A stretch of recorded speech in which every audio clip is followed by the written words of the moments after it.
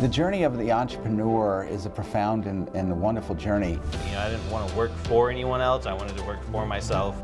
Hi, I'm Mike Caslin, your host for Veterans Playbook. I'm hearing a lot of assets from your military experience. I initially started Battlefish to help other veterans, to help other people. It's battle fishing good. This is a series about veteran entrepreneurs driven by their passion and purpose to create peace and prosperity for themselves and their community. We just grew 20% in the last probably 3 months. You've been heroes, national security heroes. I've been mortared, I've been shot at. Now it's time for you to become economic heroes. We're going to be using the Entrepreneur's Playbook, written by Professor Len Green, member of the Babson Business Hall of Fame, philanthropist, author, and serial entrepreneur. Find a problem out there, solve it. We want to ignite your passion and your social entrepreneur within. Everywhere I went, you could never find this style of pizza anywhere. When most people see an abandoned building as just waste, we see it as an opportunity.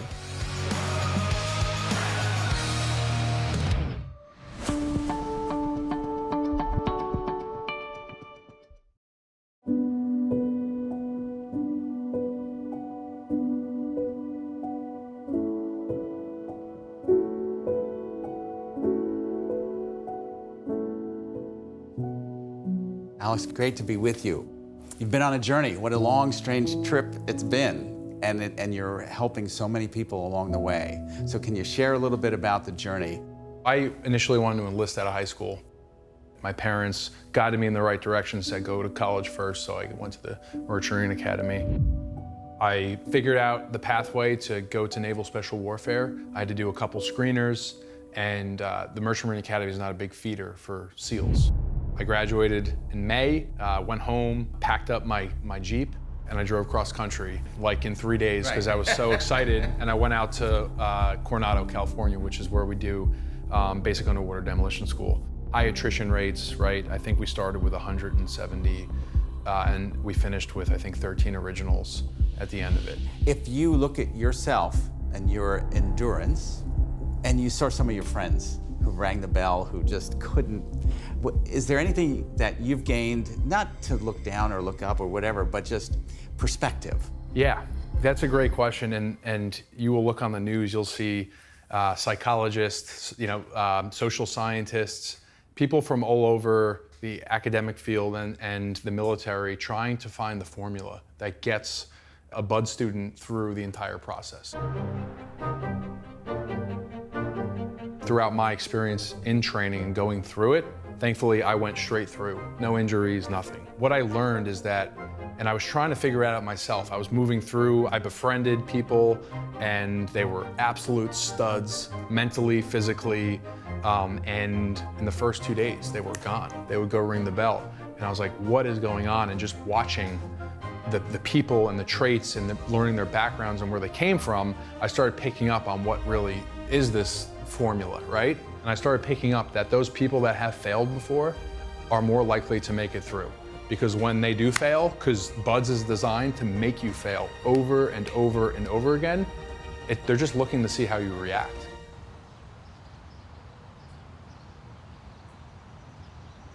Okay, Alex, you've been in multiple years.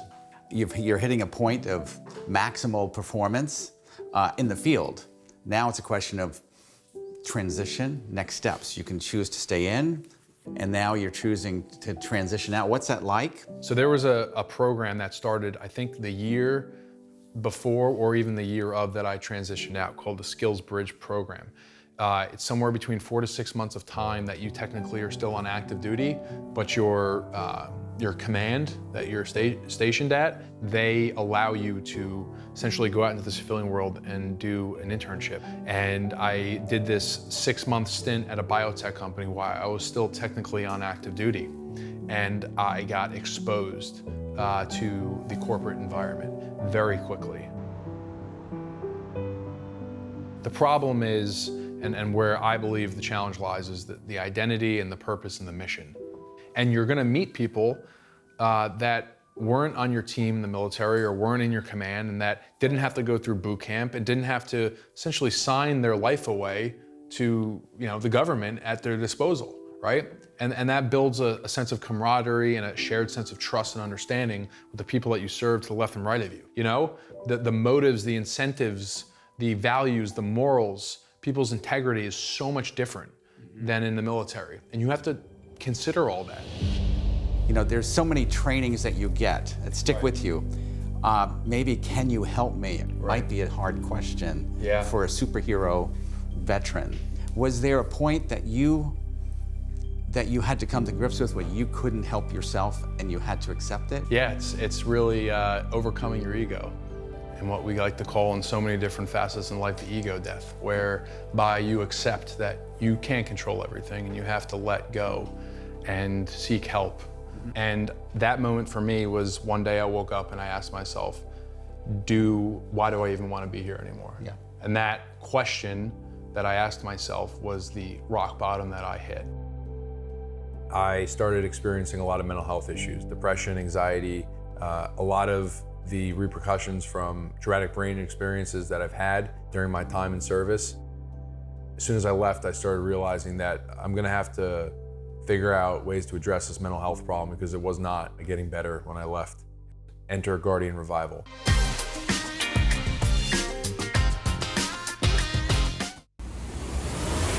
Active duty military, are you locked and loaded on your civilian life career plans? Military spouses, have you found a career that travels with you? Veterans, are you on a path of passion and purpose? The secret to your career success and happiness is all about fit. Learn how to customize your career to your powerfully unique talent, passion, purpose, and values. Control your own destiny by launching your own business. Order these books now on Amazon or visit veteransplaybook.com. Many entrepreneurs learn things the hard way. Increase your chances for business success. Len Green has over 40 years of experience advising thousands of winning entrepreneurs. He shares their inside secrets and proven strategies so you can learn it all before you launch your business. Based on his popular course at Babson College, the book reveals 18 down-to-earth principles and proven business tactics. Read the book and get online feedback from Len. Order today on Amazon or visit veteransplaybook.com. I was struggling, I was transitioning into the civilian world. And you're working and you're going through this? Working and going through this, and I was picking techniques up, getting a dog, going out and hiking. North, who had it? Listening to music on a level that I've never listened to before, reaching out to old friends, building that support network. I was doing all these things, fixing my own challenges and dealing with my own mental health, and I was building Guardian Revival. I was working full-time at a biotech company. I was moonlighting and started 2 for-profits. One was a nanotechnology company that I put together with 2 other friends of mine that were leaving the military. The other one was a vending machine company. And then the last one was my nonprofit, Guardian Revival. And over the course of a year and a half, what I found was the for-profit companies was getting less and less of my time. And what I was recognizing, that I was putting more and more energy into my not-for-profit. I always say that passion follows the path of least resistance. So I parted ways with my for-profit businesses and said goodbye to them and focused heavily on Guardian Revival. We are having these skyrocketing rates of suicide in our veteran and first responder populations. My father being a New York City firefighter, my cousins and uncles and brothers being in the military and FDNY and police officers, and my brothers and sisters were dying all around me. More than 20 veterans die by suicide a day in the United States, and more first responders die by suicide than in the line of duty each year. And all of a sudden I had this pull, this call to service that just drove me in a direction of committing my time and energy into this cause of trying to solve this unsolvable, infinitely complex problem of mental health and suicide in the ranks of these guardians, these people that are chartered to protect and preserve our communities, keep us safe, go down range and do the dirty work so we don't have to do it.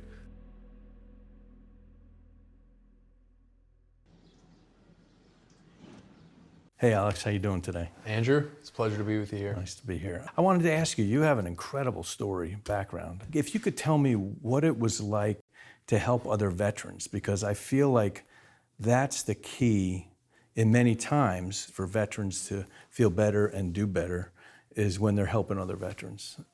The idea of helping others, to me, boils down to just having a purpose. So often you feel that those that are struggling with mental health issues, particularly the veteran population, they come from a line of service and they have a purpose and a mission every day.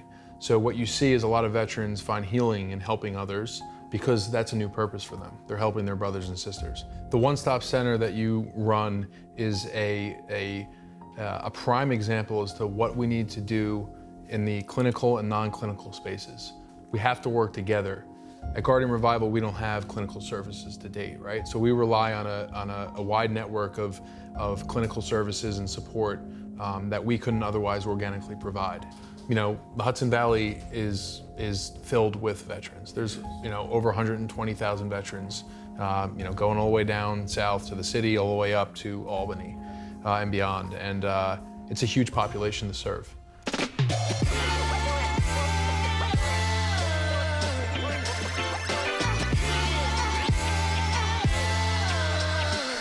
So at Guardian Revival, we have 4 core programs. The first one is Boots and Paws. That is a canine program where we provide companion dogs to veterans and first responders in need. Companion dog is just a well-trained, well-mannered pet. We take a very individualized approach, but there are certain criteria that everybody has to meet. Once the applicants and the guardians have met all of our criteria, then we have conversations with the breeders. It's a lot of fun. I enjoy it. It's cool working with the dog. It's actually very rewarding. The puppy doesn't have an off switch. The dog doesn't have an off switch. So when it's raining, when you're not feeling good, when you've had a stressful day, you can come home and either look at it as something that you have to do or look at it as something that you get to do together. We have Guardian Encore, which is our therapeutic music program. We do musical retreats that are fully immersive experiences. We have something called Guardian Tracks in our music program. We provide a full musical professional experience for guardians and have them professionally record their music. And then we also have jam sessions that we do here in Beacon and a couple other places around the country. Until day breaks, shadows fall, and darkness. We're in the studio this weekend, working with one guy who's getting out in like a week. He's got some great songs, and he keeps bringing them. I'm a music therapist. Okay. So they brought me in, kind of like the science behind it and how it's used as a therapeutic kind of outlet.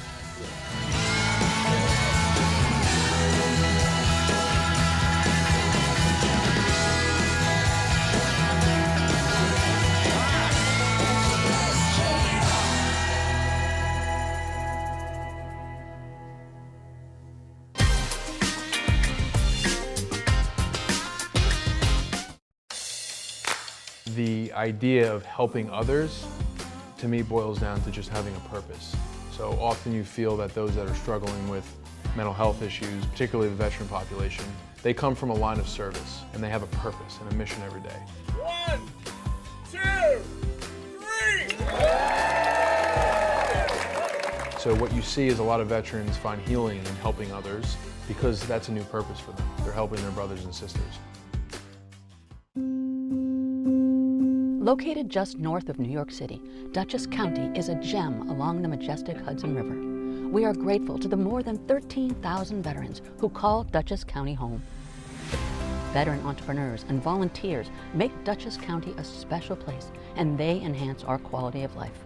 We are honored to serve our veterans and their families at the innovative Veterans One Stop, where services, support, and camaraderie come together to make veterans' lives better. What's the end game for mental health in your mind after all this? You've got to deal with the present and the past. What do you see as a impact and outcome that makes you happy? I think we're in a bad place. We got rid of the level of care that many people need if they're not seeking the help they need, they have access to. And so now we're seeing a massive amount of homeless, a massive amount of drug use, a lot of people living in the street, causing problems. There's a balance. There's a balance that you have to have, and I don't think we have a balance. We tore down all this stuff without putting the supports in place that the people need. Yes. The reason why not-for-profit organizations like Guardian Revival and MHA, through our Vet-to-Vet program or any other part of MHA, rely on donations is because we get contracts to provide a specific service. That's it. But we know the things that can help. We want to try new things because we don't know the answer. And the only way to try those new things is to have the financial support of the community. Our next program is Another Summit. That is a therapeutic outdoor adventure program. Think hiking, backpacking, paddling, mostly done here in the Hudson Valley. And that focuses on the elements of being outside in nature, exposure to nature, being in a team environment. The social worker in me wants to share with you lots of studies about connectivity and how it helps us live a healthier and longer life. The key there is healthy. Just one single experience outside with a group of people in a program like Another Summit can improve one's physical and mental well-being almost immediately. When you walk into the outdoors, it becomes just you in the landscape that you're in. A lot of the stresses of everyday life and maybe things that kind of rattle around in your head all the time drift away. Part of SEAL training is developing a really strong sense of resilience and understanding how to accept failure and learn from it and grow from it. I still look back on that day and think about how much of a powerful that experience was for me and just what nature can do for you.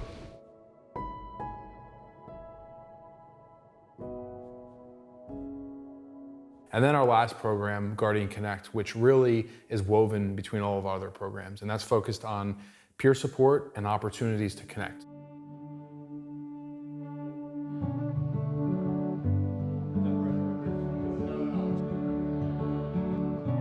Guardian Connect is one of our programs at Guardian Revival that focuses around connection and peer support.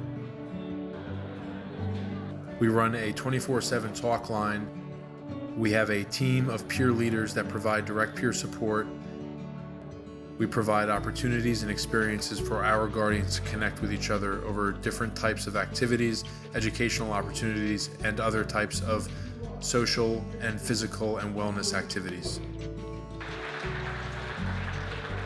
Connection and social networking is so important for us as a species, and without it, we are lost.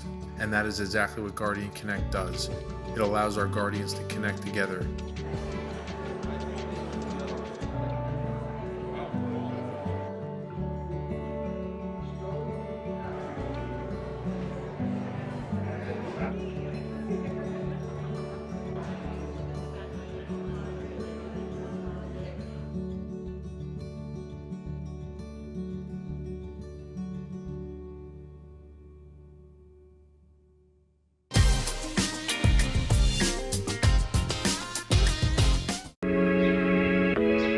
Welcome to Heroes Cafe, where our national security heroes are quickly becoming our economic security heroes, helping to achieve more peace and prosperity. We're pleased to have Tony DeMarco, executive producer of Veterans Playbook TV and managing director of GSEN Foundation, along with Marine Officer Corey Mays and co-owner of Plum Porch. We're thrilled to have with us today Alex Othmer, CEO and founder of Guardian Revival. Alex, with Guardian Revival, your mission is so profound, helping to restore and renew the well-being of veterans and first responders. With that great mission that certainly helps you get up every day, could you share maybe some current business challenges you're facing? As you said it, we're growing at a tremendous rate, and just that is the business challenge that I'm facing right now, is the growing pains of taking a small business to that next level. I can definitely understand and appreciate that, which is a good thing. Those sound like good problems to have for sure. I was looking at your social media. You do a great job of keeping your social media up to date on a consistent basis. And I think that you don't ever want to lose the edge. And if you haven't already, I would definitely make sure that some of the people that you're hiring onto your team are going to be really strong in the fundraising. We talk about phases of your business, from business formulation, market entry, initial growth, and now you're entering this next phase, which is rapid growth. So it requires different kinds of of skills and even different kinds of people. So wondering if you have brought on board a chief operations officer where the focus now shifts to operational. Really good points, Tony. And I would say with the talent management, it's just that. It's the relationship, a lot of the relationships that I have with staff members coming on is a lot more personal, and I have the opportunity to spend a lot of time with them. But as the organization grows, I spend less and less time with them. So just making sure that I do have that opportunity to place them in a position that they're best fit, that they're passionate about. They'll wake up every day and feel confident and fulfilled. To Corey's point, fundraising cannot stop. It has to keep coming, and somebody always has to be looking on the horizon for those opportunities to increase our our income every quarter, every year. Alex, in our conversations and in building your dream that can help so many families, so many people's lives, certainly we're drawing on the insights and value of the Veterans Playbook and the 18 principles identified by Professor Len Green. In one of the principles, Principle 8, there is a fascinating insight as to successful entrepreneurs are not random risk takers. To the principle itself, it's not just blind risk, it's very much calculated risk, and understanding that if I do move forward in this direction or take on this additional pursuit, that I have calculated the causal chain that erupts from the decisions that I make. So we've reached a point in the show where we'd like to give you an opportunity to ask for help. That's a really significant step. My ask for help is twofold. The first is to my donors and to my sponsors and to the supporters of Guardian Revival and our mission. And that is to continue to raise money for us, or if you have a foundation or a way that you can give to our organization to allow us to keep doing the things that we want to do. The second ask is going to be to all those veterans and first responders out there, our guardians. And my ask to you all is to ask yourself, are you doing everything in your power and everything in your control to take ownership of your health and wellness? If you feel like you're in a point in time where you want to give in, or you feel like life's not worth living, just understand that somebody else is experiencing something just like that. And that's an empowering thing because you're not alone. I hope you are inspired by this amazing veteran venture story. Whether you're an active duty veteran or military family member, starting your own business is a great dream. We hope you're inspired to act now, pursue this passion and purpose, and by doing so, move our world to a better place. We are Veterans Playbook. Until next week, I'm Mike Caslin.